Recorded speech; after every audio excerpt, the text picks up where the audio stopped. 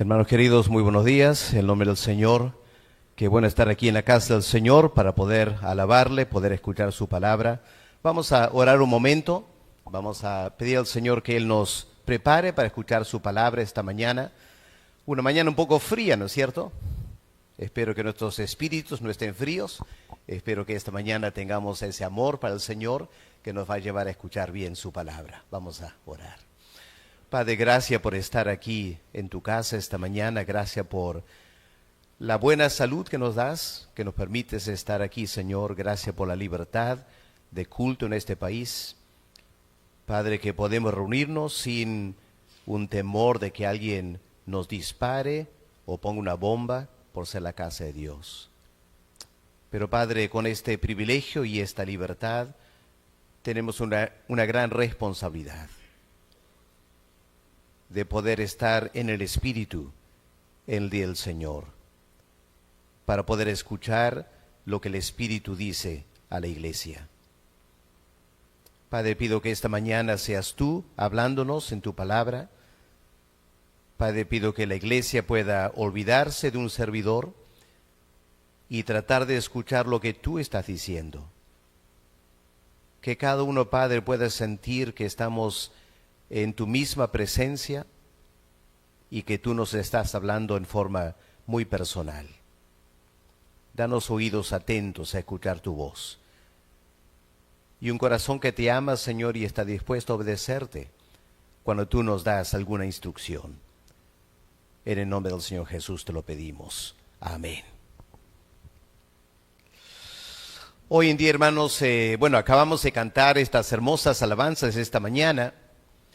Y una realidad de la iglesia evangélica contemporánea es que hoy en día se habla mucho de la adoración. Hay conciertos de adoración. Hay muchos libros escritos acerca de la adoración. Hay talleres para líderes de la adoración. Así que hoy en día damos la impresión como iglesia evangélica que nos hemos vuelto expertos en la adoración. Y a veces miramos a los tiempos antiguos cuando sentíamos solo se cantaban himnos con un órgano, como todo poco tétrico. Pero estamos ahora actualizados. Tremendos instrumentos, micrófonos, hemos invertido mucho en la adoración. Hoy en día las iglesias invierten más en la adoración que en otras cosas a veces. Creo que si uno honestamente analizaría algunas iglesias, gastan más dinero en todo lo que es la adoración que en la acción social. Pero la pregunta es, si a pesar de tanta enseñanza y tanta inversión de dinero, ¿realmente hemos mejorado? ¿Estamos realmente adorando mejor a Dios? Yo a veces me pregunto si tenemos la menor idea de lo que es la verdadera adoración. Y hermanos, es un tema muy importante esta mañana, porque permítame decir lo siguiente: la adoración es la razón principal de la existencia de la iglesia cristiana. La iglesia cristiana existe para adorar. Quiero que pienses lo siguiente: la única razón por la cual Dios nos ha salvado, la única razón, es para que le alabemos. No lo digo yo, lo dice el apóstol Pablo. Si vamos a la carta a los Efesios, el primer capítulo, el apóstol Pablo repasa ahí las grandes bendiciones espirituales que Dios ha hecho para el creyente, cómo Dios nos ha escogido, cómo Dios nos ha redimido, cómo Dios nos ha adoptado, cómo Dios nos ha dado su espíritu. Pero la pregunta es, ¿por qué Dios se ha dado tanto trabajo para nosotros? ¿Por qué ha invertido Dios tanto en nosotros? ¿Cuál es la verdadera motivación de Dios? Ahora, yo me imagino que para muchos de nosotros la respuesta es, porque Dios me ama y Dios no quiere que vaya al infierno.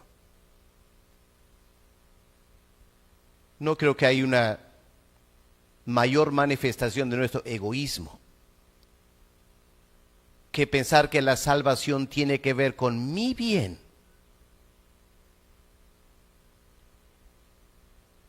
¿Acaso no hay más personas no salvas que los salvos? Si la salvación de Dios fuera para el bien del ser humano, yo estoy seguro habría muchos más creyentes en este mundo. Dios se encargaría de salvar a millones y millones de personas más si el propósito principal fuese el bienestar del ser humano. No lo es, aunque sea crudo decirlo. La salvación nuestra es para la gloria de Dios. Y Dios decide a quién salvar. Y Dios decide a cuánto salvar. Y la única consideración que Dios tiene es su propia gloria. Nada más. Así que seamos mucho más honestos y humildes acerca de nosotros mismos. Escuchen lo que Pablo dice, Efesios 1, el versículo 6. Cuando Pablo describe lo que Dios el Padre ha hecho para nosotros. Dice Pablo, es para la alabanza de la gloria de su gracia. Para eso Dios el Padre nos salva. Él nos escoge no para nuestro bien. Él no nos escoge porque, pobrecito Alex, va a ser triste su vida en la tierra si yo no lo escojo. Le voy a escoger para darle una buena vida. Dios no piensa así. Dios piensa, voy a escoger a Alex porque Alex es una persona tan débil, tan impotente, tan carente de cosas, que yo le voy a usar para que todo el mundo pueda ver que no es él, sino yo. Y pone el tesoro en vasos de barro para que la excelencia de la gloria sea de Dios, no de nosotros. Así que, hermanos, cuán urgente es recalibrar nuestra mente. Cuando venimos a la iglesia los domingos en la mañana, no venimos para nuestro bien, no venimos para sentirnos bien, no venimos para cantar lindas canciones para que yo me sienta bien. Hermanos, hemos distorsionado por completo el culto. Estamos aquí para la alabanza de la gloria, de su gracia. Y si no logramos eso en un culto, no es un culto cristiano. Ya, si no logramos eso, es un evento de entretenimiento, donde la gente sale de la iglesia contentos y felices, pero no es un culto cristiano.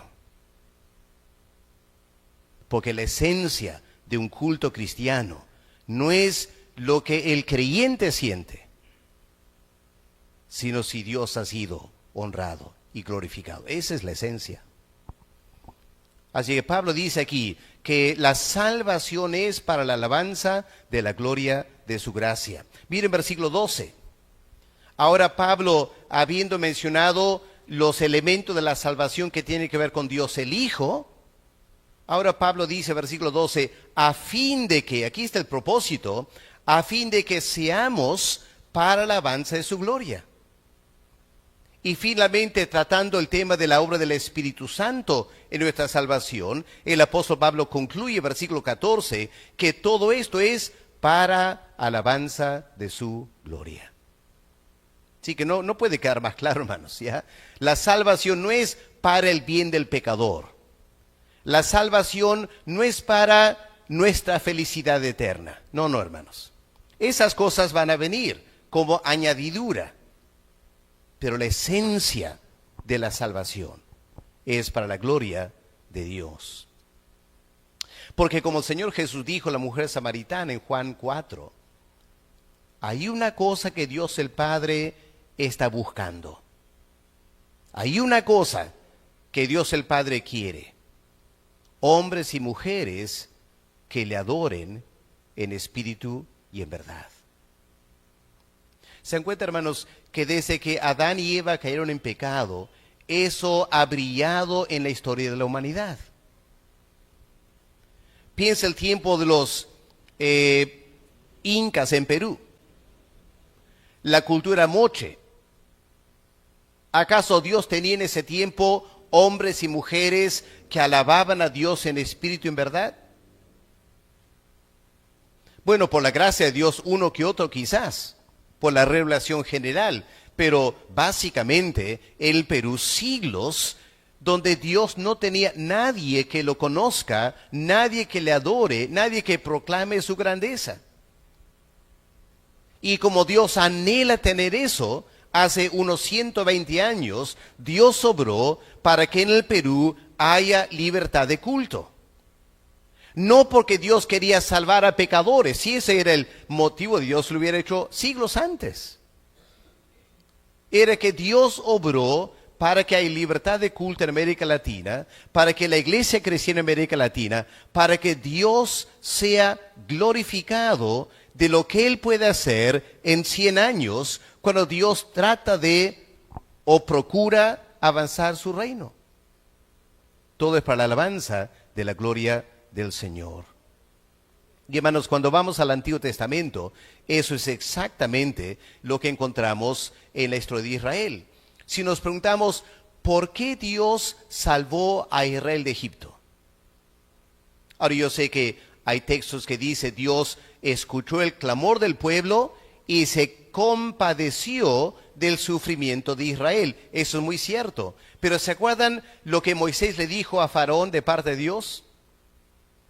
Deja mi pueblo ir. ¿Para qué? ¿Para que sean libres? ¿Para que tengan una buena tierra?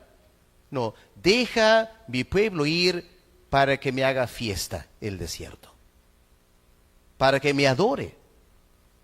O sea, Dios saca a Israel de Egipto para instruir una nación en la adoración. Y por eso Dios los guió. ¿Han notado, hermanos? Dios no guió a Israel de frente de Egipto a la tierra prometida. ¿A dónde fue primero? Al monte Horeb, monte Sinaí. ¿Por qué? Porque en el monte Sinaí Dios se manifestó en su gloria. Y hermanos, yo no sé si ustedes han notado, pero ¿cuánto tiempo acamparon al pie del monte Sinaí? 1 año. Si tú lees con cuidado el fin del libro de Éxodo y luego lees Levítico y Números, vas a encontrar que pasaron casi exactamente 1 año acampados al pie del monte Sinaí. Y uno se pregunta, ¿1 año? ¿No estaría Dios apurado por llevar a su pueblo a la tierra prometida? Darles libertad y bendición en la tierra prometida. ¿Por qué pasaron 1 año acampados en el desierto?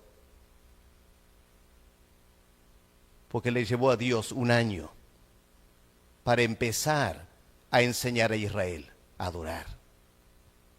Escuchen bien, le llevó a Dios 1 año para empezar a enseñar a Israel cómo adorar. Primero había que hacer un pacto. Luego había que dar instrucciones del tabernáculo. Luego había que construir el tabernáculo. Eso llevó algunos meses. Y una vez que el tabernáculo estaba construido, Dios ahora tiene que empezar a dictar a Moisés exactamente cómo me van a adorar. Moisés no se fue con Aarón para, vamos a ver qué canciones vamos a componer para cantar. ¿Qué música le gustaría a los judíos cantar? Nada que ver. Dios dijo, me van a adorar así y así y así, y en este día y en esta hora y con este animal y con el otro animal, 1 año. Dios dando clase a Israel de cómo adorar. Y luego de un año, Dios dijo ya, ahora están listos para avanzar a la tierra prometida. Pero cuando llegaron allá, implementaron el culto a Dios, se olvidaron, ¿no es cierto? Se olvidaron tan rápidamente de Dios. Y aunque Dios reclamaba con el pueblo, y a lo largo del Antiguo Testamento, en un sentido podemos resumir la historia del Antiguo Testamento, es el reclamo de Dios que me adoren. Puede resumir todo el Antiguo Testamento en esa frase. Yo les he salvado para que me adoren y no me están adorando. Sus corazones están lejos de mí. Y generación tras generación de profetas y predicadores llaman al pueblo a volver a Dios. Y el pueblo no quería hacer caso.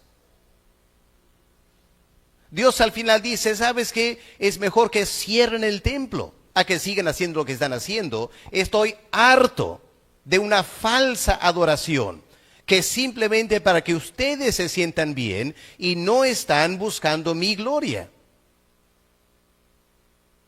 Como Israel no quería ser radical y no querían clausurar el templo, Dios decidió hacerlo. Y envió a los babilonios.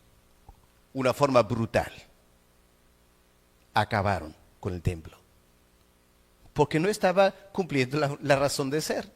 No estaban adorando a Dios en el templo. ¿Para qué en el templo? Pasaron 70 años en el exilio. Ahora estamos estudiando el libro de Esdras. Han vuelto del exilio. El gran rey Ciro ha ordenado por la gracia de Dios, vuelvan a Jerusalén para reconstruir el templo. Pero ahora en este pasaje leemos que antes de poder reconstruir el templo, había que restaurar la adoración. Antes de poder reconstruir el templo, había que restaurar la adoración. Ahora, ¿qué podemos aprender de este pasaje de Esdras acerca de la restauración de la verdadera adoración? Y hermanos, yo creo que este es un tema tan urgente para la iglesia hoy en día. Las últimas semanas, varios mensajes que yo he escuchado me han tocado profundamente el corazón. Casi quisiera empezar todo mi ministerio de misionero otra vez y reenfocar por completo mi ministerio para dar la centralidad al culto. Porque temo, hermanos, que hoy en día la iglesia evangélica somos muy similar a Israel, demasiado similar a Israel. Cantamos y cantamos, pero honestamente, ¿nuestros corazones están centrados en Dios? ¿O será que nuestro canto se ha vuelto un poco entretenimiento? Hay dos razones por decir eso. Número uno, yo he notado, aún en nuestra iglesia, los últimos meses, hay muchos hermanos que no cantan en las alabanzas. Yo a veces me paro atrás, tomo el momento para curiosear, miro los rostros de los hermanos y yo veo muchas personas no cantan. Y yo me pregunto, ¿y por qué no cantarán? Algunos dirán, bueno, pastor, mi voz no es muy bonita. No creo que muchos piensen eso, o sea, la razón por la cual no cantan. Claro, solo Dios sabe el corazón, ¿no es cierto? Pero yo creo que muchos no cantan porque no les da gana cantar. No sienten cantar. ¿Y para qué cantar si no quieren? Adelante nos ven cantar con micrófonos, con instrumentos. Ya somos los profesionales. Hay que dejar que el ensamble cante. Ellos son los profesionales. Han ensayado, han practicado, tienen bonitas voces, tienen micrófono, se escucha sus voces, que ellos canten. ¿Yo para qué voy a cantar? Y quedan ahí parados mirando. Yo me pregunto, ¿cómo hemos producido tal iglesia?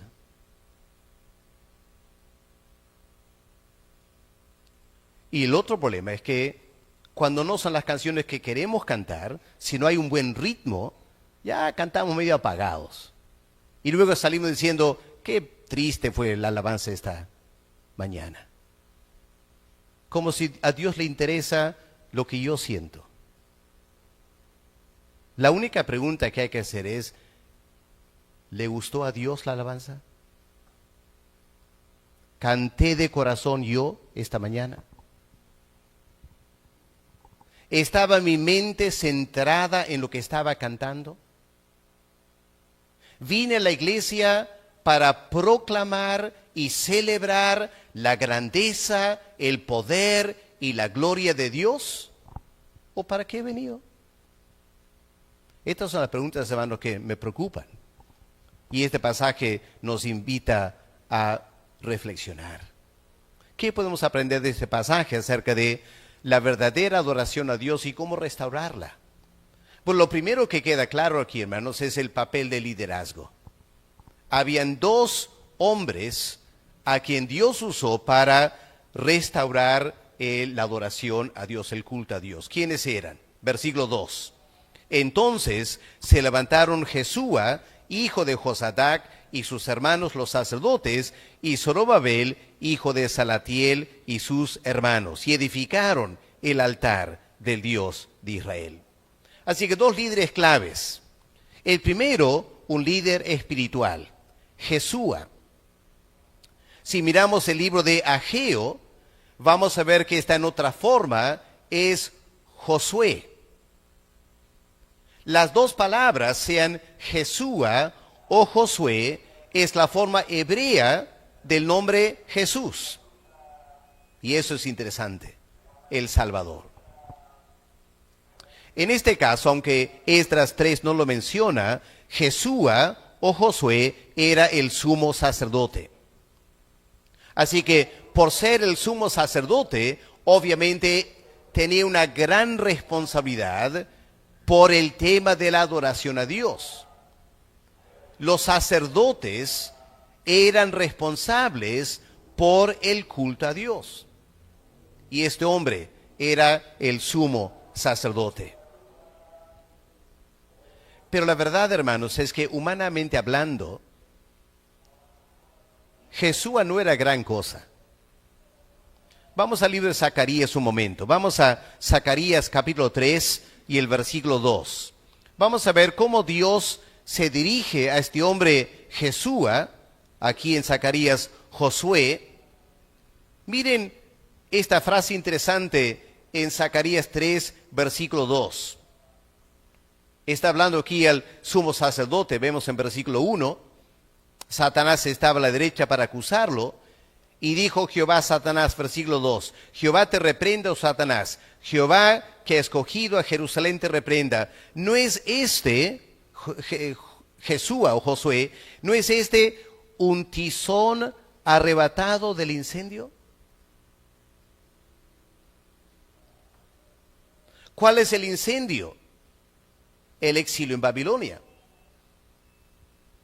¿Qué es un tizón? Un pedacito de piedra, de madera, perdón, un pedazo de madera que está medio quemado y has rescatado cuando todo el fuego se apaga un pedacito de madera. Y hermanos, eso es lo que Josué o este sumo sacerdote Jesús sentía.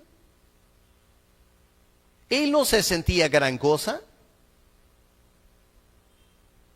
Él era el nieto del último sumo sacerdote que había oficiado el templo. Su abuelo ofrecía sacrificios en el templo de Jerusalén. Él murió. El padre de este sumo sacerdote fue llevado al exilio. Lo más probable es que Jesús nació en el exilio. Pero Jesús nunca había visto el templo, nunca había hecho ni un sacrificio de ningún animal, se sentía totalmente inútil, descendiente de la línea de sacerdotes, pero sin un templo en que servir a Dios. ¿Se imaginan su autoimagen? Lo que él sentía de sí mismo. Y el Señor mira a Jesús y dice, es cierto, aquí hay alguien que es totalmente carente de significado e importancia. Es solo un tizón que hemos podido arrebatar de este tremendo incendio en Babilonia. Es decir, no había nada de la gloria en este hombre después del exilio. Lo que él necesitaba era experimentar la gracia de Dios en su vida. Y en Zacarías 3, si quieres leer después, versículos 4 y 5, Dios derrama su gracia en este hombre, preparándole para la tarea de dirigir el culto a Dios. Así que primero tenemos este líder espiritual que no era gran cosa. Pero volviendo a Esdras 3, versículo 2, el segundo líder es Zorobabel, el líder cívico. Ahora, ¿qué significa Zorobabel?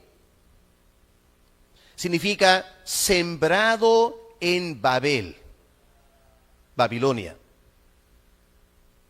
En otras palabras, este hombre también nació en Babilonia. Era de la familia real, pero no estamos muy seguros de su genealogía. Por un lado, se le presenta como hijo de Salatiel, pero si estudias las genealogías en Crónicas, vemos que en Crónica dice que era descendiente de otro hombre. Así que lo más probable es que terminó siendo como un hijo adoptado por una familia o por un familiar, porque su propio padre había fallecido. O sea, su vida no fue exactamente fácil. Era de la familia real, pero fueron llevados como prisioneros de guerra. Sus padres ejecutados por los babilonios. Y él a las justas sobreviviendo en el exilio después de nacer, pero aparentemente sin ningún futuro. Y hermanos, lo que la Biblia está diciendo es que estos dos hombres solos no podían hacerlo. Tenían la tarea de restaurar el culto a Dios y solo no podían hacerlos.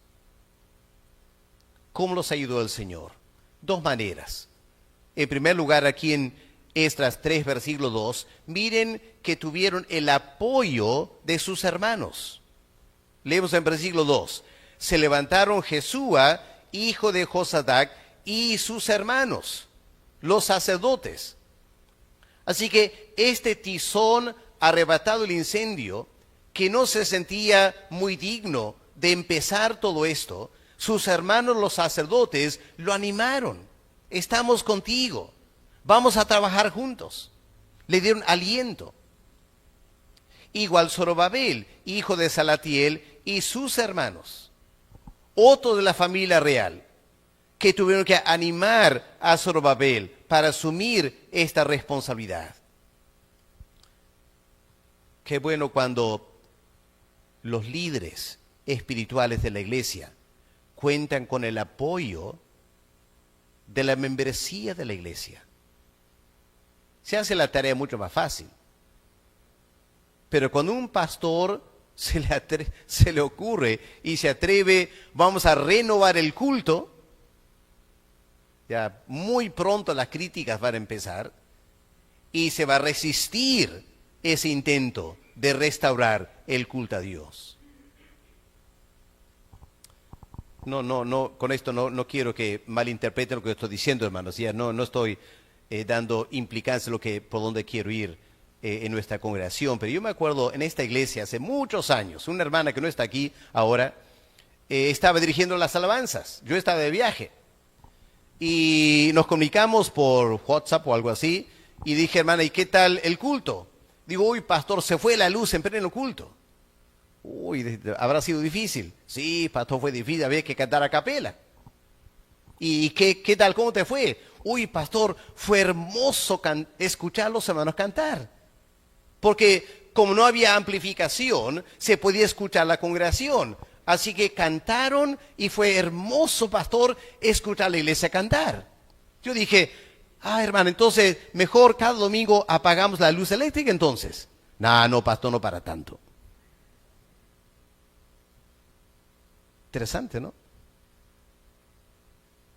Dios le permitió a esa persona escuchar a la iglesia cantar. Ella misma sintió la emoción de escuchar las voces cantando. Pero ante la sugerencia de si es así, mejor no usamos instrumentos y no usamos micrófonos para escuchar a la iglesia cantar, no, eso es muy radical. Y empezamos a ver, hermanos, el problema. Felizmente, Jesúa y Zorobabel contaron con el apoyo de sus hermanos para restaurar el culto a Dios, para pensar. Pero en segundo lugar, y lo más importante, contaron con el apoyo del Espíritu Santo. Vamos a Zacarías, el capítulo 4, y escuchen lo que Dios le dice a Zorobabel. En este contexto de restaurar el culto y reconstruir el templo, ¿qué le dice Dios a Zorobabel cuando él se siente impotente, que no es capaz de hacer la tarea? ¿Qué dice Zacarías 4, versículo 6? Entonces respondió y me habló, diciendo, esta es palabra de Jehová a Zorobabel. ¿Qué dice? Y aquí hay unas palabras que todos conocemos, pero nos olvidamos del contexto. No con ejército, ni con fuerza, sino con mi espíritu, ha dicho Jehová de los ejércitos. ¿Quién eres tú, oh gran monte? Delante de Zorobabel serás reducido a llanura. Él sacará la primera piedra con aclamaciones de gracia, gracia a ella. Ahora, este gran monte es una forma metafórica de hablar de las tremendas dificultades de reconstruir el templo cuando había tanta oposición de los samaritanos y también de los reyes de Persia. Eso vamos a estudiar más adelante quizás. Y cuando Zorobabel empieza este proceso de reconstruir, restaurar el culto y reconstruir el templo, Zorobabel choca contra una enorme montaña de dificultades. Y ya no quería seguir. Y el Señor le alienta, diciendo, mira Zorobabel, esto no tiene que ver con ejércitos, esto no tiene que ver con fuerzas, tiene que ver con una sola cosa, con mi espíritu. Porque Dios el Padre anhela que le adoremos en espíritu y en verdad, y el Espíritu Santo es derramado en la iglesia precisamente para fomentar la adoración. Hechos 2. Estaban esperando el poder del Espíritu Santo. Cuando vino el Espíritu Santo sobre los 120 de la iglesia primitiva, ¿qué hicieron? Antes de evangelizar, proclamaron las grandezas de Dios. Adoración, alabanza. Qué lindo, hermanos, que Dios usa seres humanos para restaurar el culto a Dios. Pero en nuestras debilidades, Él nos ayuda dándonos el Espíritu Santo. Ahora, ¿cómo aplicamos esta primera parte del mensaje esta mañana? Creo que en dos maneras. En la iglesia, ¿quién es responsable por la adoración? ¿Quién es responsable por restaurar la adoración? Bueno, somos los pastores.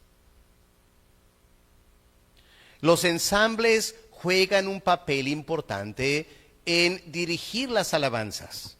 Los pastores delegan a los ensambles la responsabilidad de escoger canciones, ensayar y cantar, pero en la última instancia, la responsabilidad de la adoración recae sobre los pastores.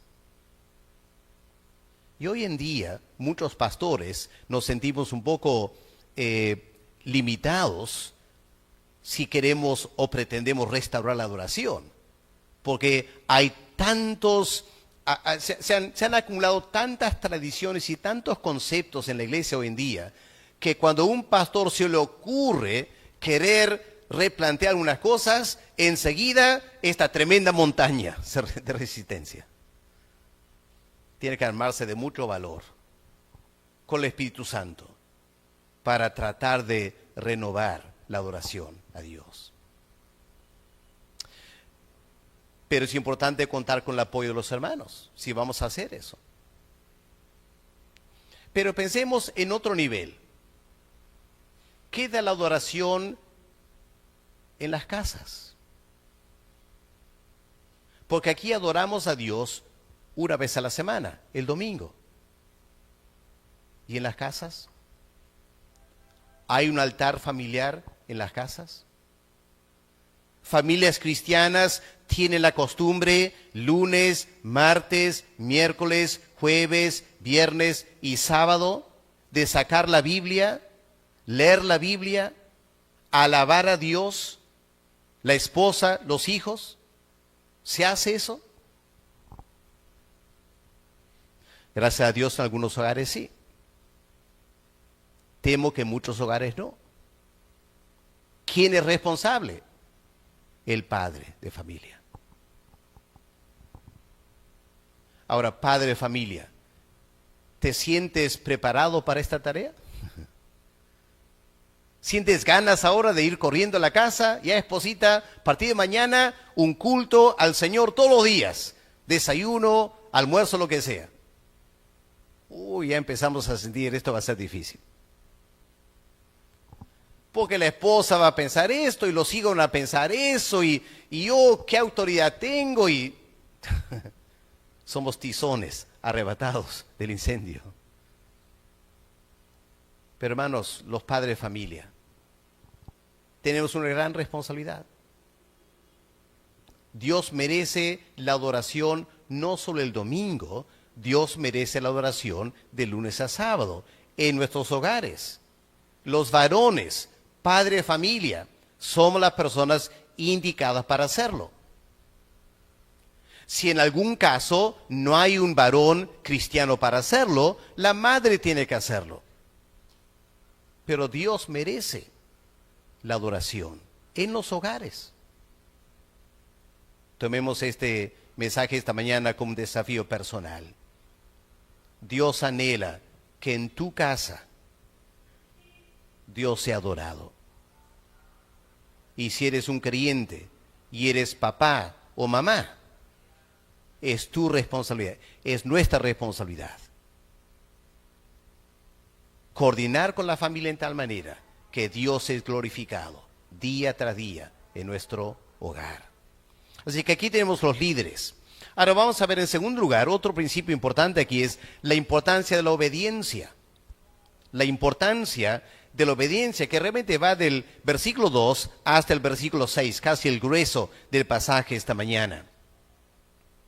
Ahora, recordemos el capítulo 1. Vamos al decreto de Ciro. Quiero que noten cuál fue el decreto de Ciro en Esdras 1. ¿Para qué los envió de vuelta a Jerusalén? En versículo 2 dice, para edificar casa en Jerusalén. Es decir, lo que Ciro quería era el templo. Pero cuando volvieron a Jerusalén se dieron cuenta de algo importante. No puede haber un templo si no hay un altar. Y antes de empezar a hacer el templo, hay que construir un altar. Y es lo que vemos en versículo 2 de estas 3, ¿no es cierto? Edificaron el altar de Dios. Cuando no había templo todavía. No había ni las bases del templo todavía. empezaron con el altar. Porque, ¿qué nos enseña eso? Nos enseña lo siguiente: antes del servicio está la adoración. ¿Ok? Antes del servicio. Podemos tomar el templo como sinónimo de todo lo que el creyente hace para servir a Dios. Pero no tiene sentido tener todo un ritmo de trabajo y servicio y ministerios si no hay el altar. El altar es fundamental.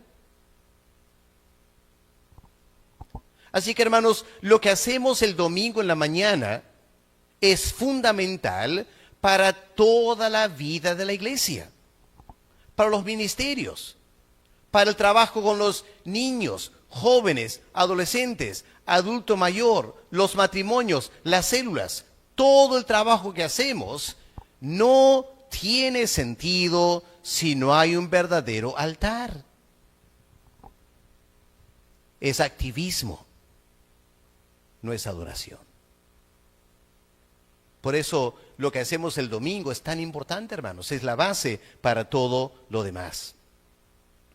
Ahora, ¿cuándo empezaron esta tarea? Bueno, miren versículo 1. Cuando llegó el mes séptimo. Y versículo 3 dice, colocaron el altar sobre su base. Ahora, piensa un momento. ¿Será que esperaron el primero del mes séptimo? Y recién ahora piensan, ahora ¿cómo hacemos el altar? ¿Necesitamos madera? ¿Qué dimensiones? ¿Hay que construirlo? ¿Dónde lo hacemos? No, hermanos.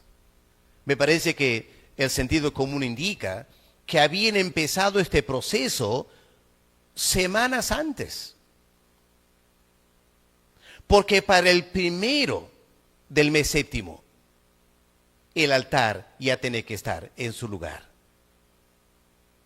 No esperaron que llegara el primero y recién se ponen a trabajar. No, ya habían creado el altar de antemano. ¿Por qué? Porque el mes séptimo era uno de los meses más sagrados del calendario hebreo. Leemos en Números, capítulo 29, versículo 1, que el primer día del mes séptimo era una fiesta espiritual. ¿Qué fiesta?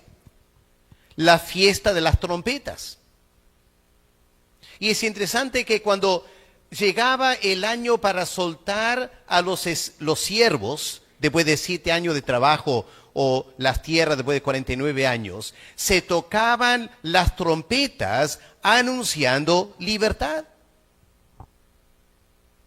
Y anticipando esta fecha, los sacerdotes en Jerusalén, ya meditando por las noches, ¿qué vamos a hacer? Se dan cuenta, el primero del mes séptimo, no hay que pensar que es primero de julio por si acaso, ¿ya? El mes séptimo de ellos sería más o menos septiembre, octubre, ¿ok?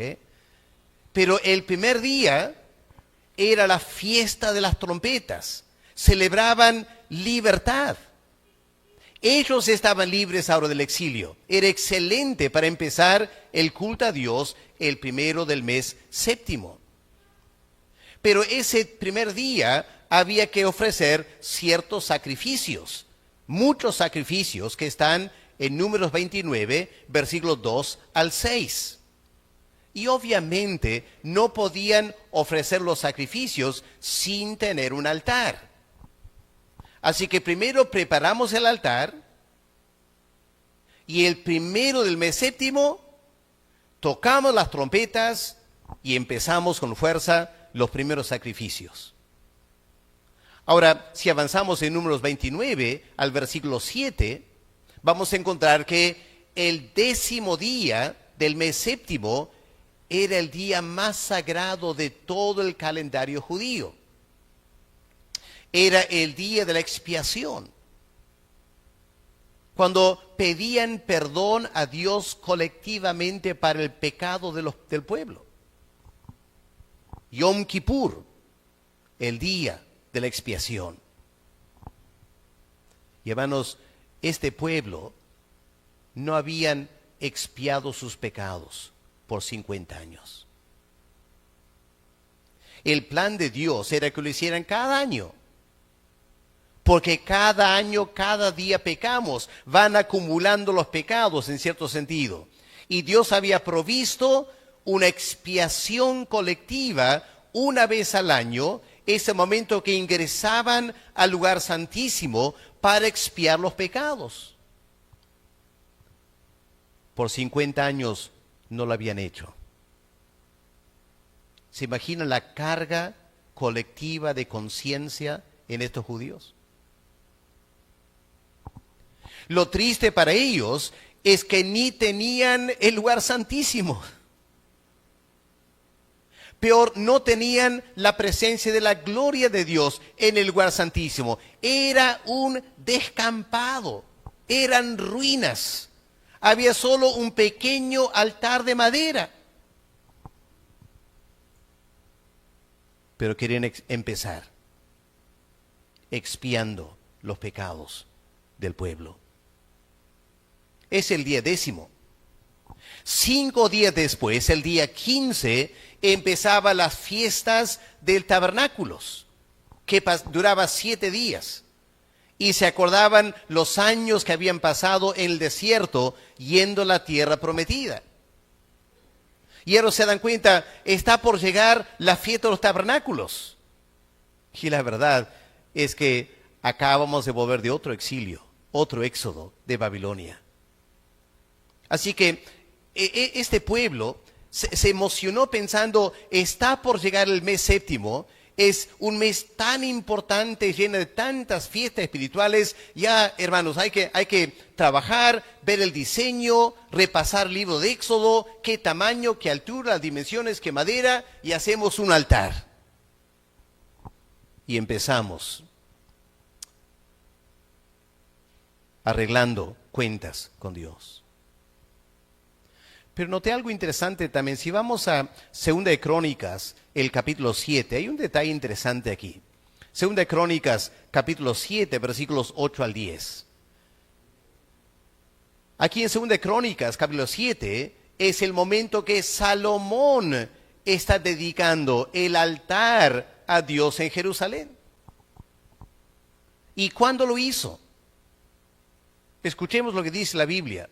2 de Crónicas 7, versículo 8. Entonces hizo Salomón una fiesta 7 días. Bueno, una fiesta de 7 días era o la Pascua o fiesta de tabernáculos. ¿Cuál sería? Con todo Israel, una gran congregación, desde la entrada de Hamat hasta el arroyo de Egipto. Al 8º día hicieron solemne asamblea, porque habían hecho la dedicación del altar. Noten eso, la dedicación del altar en 7 días. Habían celebrado la fiesta solemne por 7 días, y a los 23 días del mes envió el pueblo a sus hogares. Eso claramente indica que era la fiesta de tabernáculos, que empezaba el día 15, duraba 7 días, 22, el día siguiente, 23, cada uno a su casa. Sí, qué interesante. Aquí en Esdras están restaurando el altar a Dios en el aniversario de cuando Salomón dedicó el altar a Dios. ¿Se imaginan, hermanos, la seriedad y la solemnidad con la cual hicieron esto?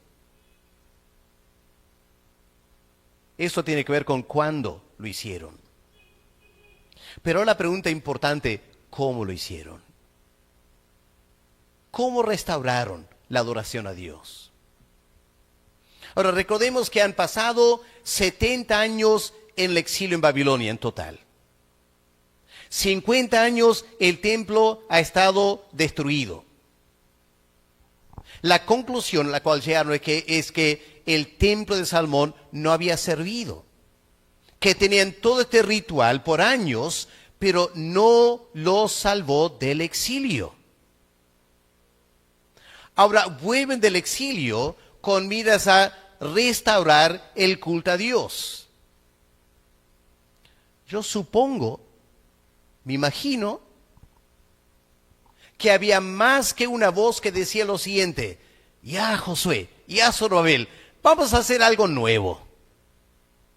Vamos a aprovechar a hacer algo nuevo. Todo está destruido. Lo antiguo falló. Hemos pasado 50 años en Babilonia, hemos visto toda clase de templo y altares y sacerdotes. Hay que actualizarnos. Y alguien dice, no, pero Dios ya ha dicho cómo hacerlo. ¿Cuándo? Con Moisés. ¿Y cuándo vivió Moisés? Hace 900 años. Oye, dice la gente, ¿estás en serio, Josué? ¿Quieres volver a lo que hace 900 años hicimos? No te pase, pues. Estamos ahora actualizados, decían los judíos. Somos gente ya más moderna, hemos vuelto a Babilonia, tenemos mucho más conocimiento. Hay que olvidar lo que ya fue tiempo pasado. 900 años, por favor. Pero miren lo que leemos al fin del versículo 2. Cuando querían ofrecer sobre los holocaustos, ¿cómo está escrito en la ley de Moisés? No innovaron, no aprovecharon, entre comillas, para hacer algo nuevo, bonito, actualizado, al día. No, volvieron a lo antiguo. Volvieron a 900 años antes, casi un milenio. Yo me imagino que había muchas voces de protesta, pero insistieron. ¿Por qué? Porque la adoración no tiene que ver con lo que yo quiero, sino con lo que Dios quiere. Es lo único que importa. Y Dios ya había dicho lo que Él quería. 900 años antes, Él había dicho. El argumento era, pero nosotros hemos cambiado. Pero Dios dice, yo no cambio. Yo no cambio. Ustedes cambian. Sus culturas van y vienen. La moda va y viene, da las vueltas. Pero yo no cambio. Y si la adoración es para mí, dice Dios, háganlo como yo quiero. Aunque no les guste a ustedes. Aunque los jóvenes se rebelen. ¿Qué importa a los jóvenes? El anciano de días es el importante, no el dominio de la juventud. Hemos dejado a los jóvenes controlar la adoración al Eterno de días. Y algo está muy mal. Carlos Spurgeon quizás exageró, pero Carlos Spurgeon no permitía a nadie más dirigir la adoración. Él dirigía la adoración. Él escogía los cánticos y no había instrumentos, porque para él la voz humana es el único y mejor instrumento que Dios ha dado. Y Spurgeon creo que tenía razón al decir, cuando escuchas cientos de seres humanos cantar a viva voz, es mejor que cualquier orquesta o sinfonía. Impacta el alma del ser humano. Mi pastor en Inglaterra se convirtió escuchando la congregación cantar himnos. En un culto como joven quedó tan impactado con la pasión y el fervor con la cual la congregación cantaba, que se convirtió. Quizá esté mal, pero no creo que hoy en día alguien se ha convertido por cómo la guitarra suena o cómo la batería suena. Lo que Dios usa es el instrumento humano, las voces humanas para adorar a Dios. Hermanos, yo creo que nos hemos desviado tanto de la adoración a Dios que es increíble. Quizás sea tiempo de hacer preguntas serias acerca de adorar a Dios. Y no era solo eso, porque miren versículo 4. Celebraron asimismo la fiesta solemne de los tabernáculos como está escrito. Noten eso, como está escrito. Holocaustos cada día por orden conforme al rito. O sea, no cambiaron nada, no cambiaron nada. Volvieron a Éxodo, hicieron el altar igual que Moisés había ordenado. Fueron a Números y empezaron a ofrecer exactamente los sacrificios que Dios había ordenado. Porque lo que querían era restaurar el culto a Dios y hacer lo que Dios mandaba hacer. Así que, hermanos, hoy en día una pregunta que hay que hacer los pastores y los padres de familia: ¿qué es lo que Dios quiere en lo que es adoración? ¿Qué es lo que Dios quiere? En tercer lugar, ¿por qué lo hicieron? Hemos visto cuándo lo hicieron, cómo lo hicieron. Ahora la motivación, ¿por qué lo hicieron? Bueno, versículo 3 en adelante apunta a varias motivaciones. Versículo 3, colocaron el altar sobre su base porque tenían miedo de los pueblos, de las tierras. Interesante frase, ¿no? Tenían miedo de los pueblos, de las tierras. Es decir, bastó estar en Jerusalén unas semanas para darse cuenta era una situación peligrosa. Habían muchos enemigos, pueblos de la tierra, que no estaban nada contentos con estos judíos que habían vuelto. Además había una guerra espiritual también. Y se sentían muy desprotegidos. Y se preguntaron, ¿quién nos va a cuidar? ¿Quién nos va a proteger? El único que les podía cuidar era el Señor. Pero ¿cómo nos va a cuidar si no estamos bien con Él? ¿Cómo nos va a cuidar si no lo estamos adorando como Él merece y quiere ser adorado? No, tenemos tanto temor, la situación es crítica, vamos a restaurar el culto a Dios. Bueno, hoy en día la situación está crítica, ¿no es cierto? La inseguridad, cobro de cupos y tantas cosas. ¿Los políticos van a hacer algo? ¿Qué puede hacer la iglesia? Restaurar el culto a Dios. Una buena motivación, ¿no es cierto? Ante tanta incertidumbre, tanta violencia, volvamos a Dios. A lo menos estemos seguros que Dios está por nosotros, restaurando el culto. Pero miren versículo 3. Colocaron el altar sobre su base, tenían miedo los pueblos, ofrecieron sobre él holocaustos a Jehová, holocaustos por la mañana y por la tarde. Ahora, acaban de volver del exilio. Tenían algo de dinero, pero estaban empezando de nuevo. Pero decidieron ofrecer sacrificios a Dios todos los días.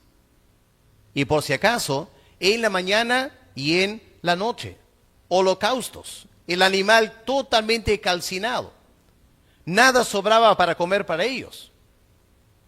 Dios merecía el culto diario. Porque este holocausto era un olor grato a Jehová. Pero eso lo hicieron. ¿Qué más querían hacer? Versículo 4. Celebraron también la fiesta solemne de los tabernáculos. Claro, habían vuelto del exilio, era apropiado recordar el éxodo y celebrar el cuidado de Dios. Pero miren versículo 5.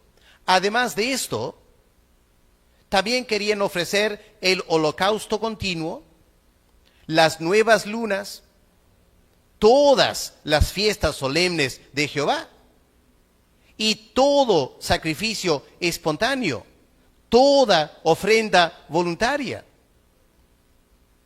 Ahora, si quieres saber cuáles eran todas las fiestas solemnes, anda a Levítico capítulo 23 y subraya las fiestas solemnes ahí. Vas a ver una tremenda lista de fiestas solemnes, empezando con el día de reposo y todas las fiestas que los judíos celebraban. Y hermanos, había que ofrecer cientos de animales. Increíble cuando lees la lista de animales. ¿Qué nos dice todo esto? que había tremendo fervor espiritual. No había mezquindad en la adoración a Dios. Dios merecía lo mejor.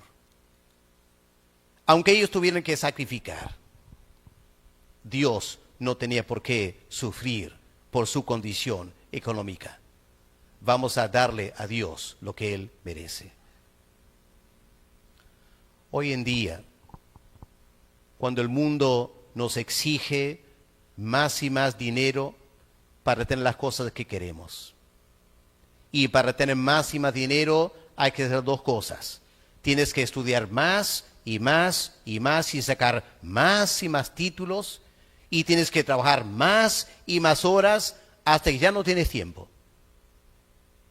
Y cuando llegan las vacaciones, te desesperas por descansar y desapareces de Trujillo de vacaciones. ¿Dónde está Dios en todo eso? ¿Dónde está Dios en todo eso? Bueno, voy a hacer mi maestría, así que el domingo no puedo estar en la iglesia. Estoy cansado, mucho trabajo, me voy una semana de vacaciones. ¿Y Dios? ¿Dónde está Dios? Qué lindo tomar vacaciones para Dios. Voy a tomar vacaciones para estar en la iglesia toda la semana, para servir a Dios. Nuestro chip tiene que cambiar, hermanos. La salvación no es para mi bien. La salvación es para que Dios sea glorificado. Y si no estamos haciendo eso, algo anda muy mal en nuestra vida espiritual. Para terminar por el tiempo.